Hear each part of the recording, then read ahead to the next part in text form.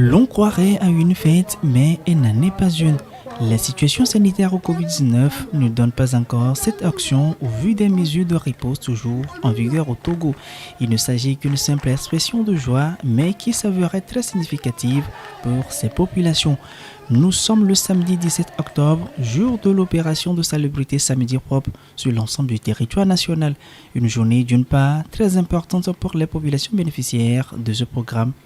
Quand on travaille, on perçoit 1500 par jour et c'est quelque chose qui aide nos mamans, qui nous aide dans nos ménages à subvenir aux besoins de la famille.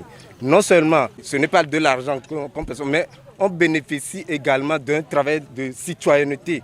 Et d'autre part, une première pour ces populations de faire la rencontre officielle de leur nouveau ministre en charge du développement à la base, en remplacement à Victoire Tomega Dogbe, promu chef du gouvernement togolais.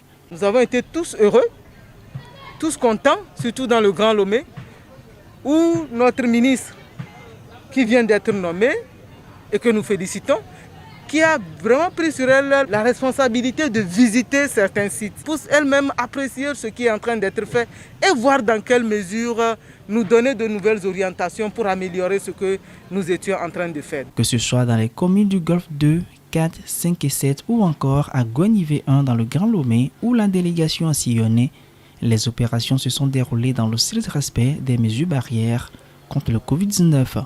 La nouvelle patronne en charge du développement à la base n'a pas manqué d'apprécier. Nous avons vu vraiment des femmes, des jeunes qui ont compris la nécessité de travailler pour transformer leur environnement. Un pays, une nation, ça se construit ensemble et à plusieurs.